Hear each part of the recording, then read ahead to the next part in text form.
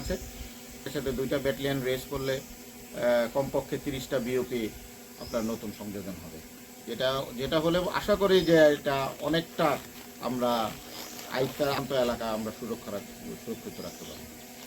Sir, এই যে আরেকটা বিষয় হচ্ছে, বিশেষ করে চট্টগ্রাম, পার্বত্য চট্টগ্রামের কথাই বলবো আমি।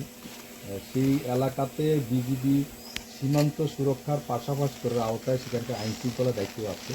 আপনি যেটা বলেছেন যে সাম্প্রতিক সময় যে খাগড়াছড়ি এবং সেখানে বিজিবি সেনাবাহিনীর পাশাপাশি বিজিবি অন্যতম ভূমিকা পালন করেছেন এবং আমাদের এখানে যে ব্যাটালিয়ন কমান্ডিং ওনার ব্যাটালিয়নের আওতাও ওনারাও কিন্তু তাদের রোশনালে পড়েছিল এবং বেশ কয়েকজন এটাতে আহত হয়েছিল আমি যতদূর জানি। তো এখন এই যে সহিংস ঘটনা এবং বলা হচ্ছে, যেমন খাগড়াছড়ি রিজিয়ন কমান্ডার মহোদয় বলেছেন আমাদেরকে যে এটা একটা বিশেষ গোষ্ঠী পার্বত্য চট্টগ্রাম, বিশেষ করে ইউপিডিএফ, তারাই এখানকার জাতিগত সংঘাত, সহিংসতা বা অন্যান্য যে অপকর্মগুলো করে যাচ্ছে। তো এখন এই যে ওদেরকে মানে ওদের অ্যাক্টিভিটিস রোধ করার বিষয়ে মানে আপনাদের স্যার অপারেশন উত্তরণের আওতায় আপনাদের স্যার পরিকল্পনা কি? এটা তো এবার দেখেছেন যে তারা গুইমারা রিজিয়নের একজন মেজর সহ নতুন করে কোনো পরিকল্পনা নেওয়া হচ্ছে কিনা স্যার? ধন্যবাদ।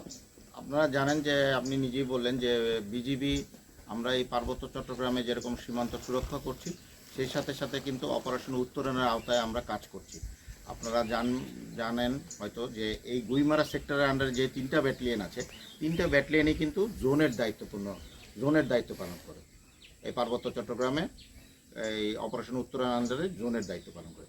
তো সেই সাথে আমরা এর জন্যই অপারেশনাল কর্মকাণ্ডের অংশ হিসাবে আমরা কিন্তু নিয়মিত সেনাবাহিনীর সাথে, ইভেন বিশেষ করে যেখানে জোন আলাদাভাবেও আমরা অপারেশন পরিচালনা করি, ওই আর্মি রিজনের যে দিক নির্দেশনায় বা 24 পদাতিক ডিভিশনের যে দিক নির্দেশনা এবং অপারেশনাল পরিকল্পনায় আমরা থাকি, এবং এটা আমরা চলমান আছে।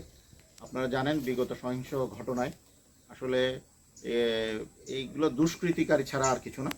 হ্যাঁ, সন্ত্রাসী দুষ্কৃতিকারী, তারা অস্থিতিশীল পরিস্থিতি করে ফায়দা লাভ করার চেষ্টা করে। তো এদের বিরুদ্ধে